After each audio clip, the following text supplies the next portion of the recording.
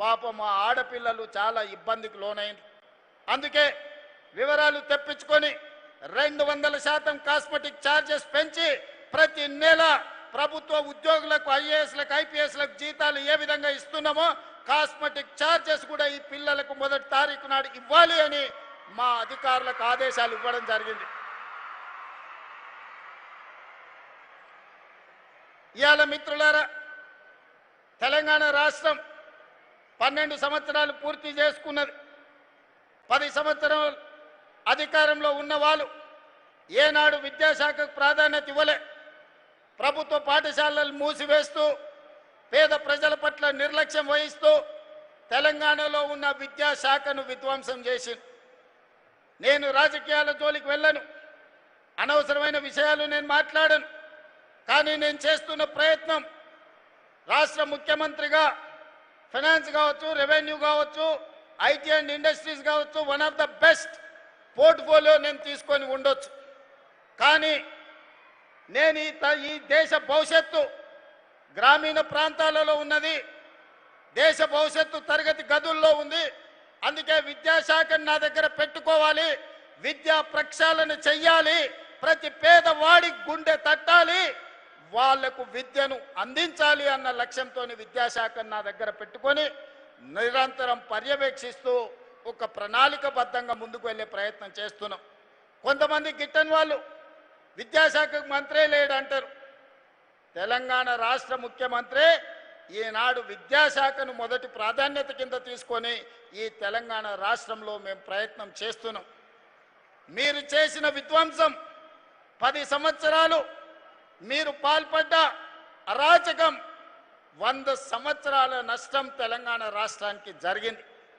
అందుకే ఈనాడు అన్ని రకాలుగా ఆలోచన చేసి ఈరోజు పేద పిల్లలు నర్సరీ కానీ తల్లిదండ్రులు శ్రీమంతులు ధనవంతులు ఏ విధంగా నర్సరీ కిండర్ గార్డెన్ లేకపోతే ఎల్కేజీ యూకేజీకి వాళ్ళ పిల్లల్ని పంపించుకుంటున్నారో అత్యంత నిరుపేద ఉపాధి హామీ కూలికి వెళ్ళే తల్లిదండ్రులు కూడా తమ పిల్లల్ని నర్సరీ ఎల్కేజీ యూకేజీకి పంపించాలని, తెలుగుతో పాటు ఇంగ్లీషు నేర్పించాలని ఆ తల్లిదండ్రులు కలలు కంటున్నారు.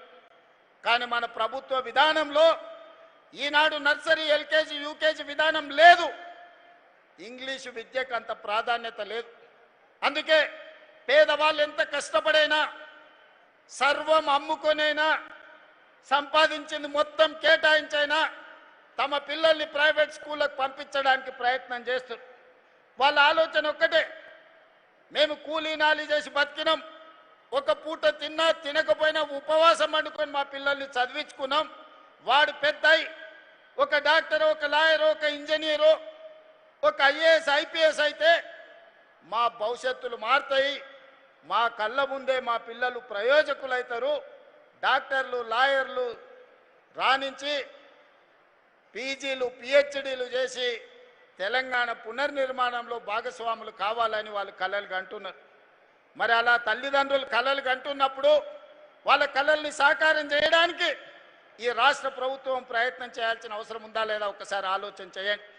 అందుకే ఈనాడు ఎవరేమనుకున్నా సరే నర్సరీ నుంచి ఎల్కేజీ యూకేజీతో పాటు 10th తర్వాత 11th and 12th నర్సరీ నుంచి 12th వరకు ఒక ఎడ్యుకేషన్ సిస్టమ్ని డెవలప్ చేయాలని నేషనల్ ఎడ్యుకేషన్ పాలసీతో పాటు తెలంగాణ ఎడ్యుకేషన్ పాలసీని తయారు చేసుకొని ఈనాడు ప్రక్షాళన కార్యక్రమాన్ని మొదలు పెట్టుకున్నాం.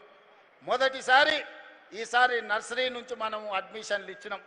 ఆరుట్ల ఒక తెలంగాణ మోడల్ స్కూల్గా విద్యా కమిషన్ అపాయింట్ చేసి ఒక సీనియర్ ఐఏఎస్ రిటైర్డ్ ఆఫీసర్ని విద్యా కమిషన్ చైర్మన్ చేసినాం.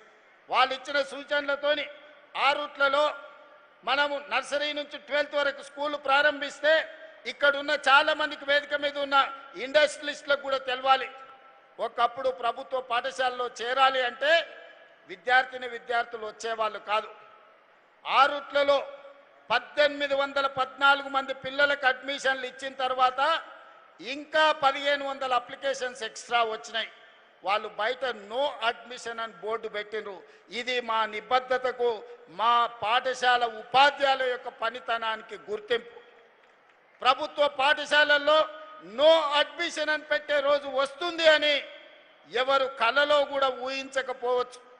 కానీ అసాధ్యాన్ని సుసాధ్యం మా ఉపాధ్యాయులు చేసిండ్రు.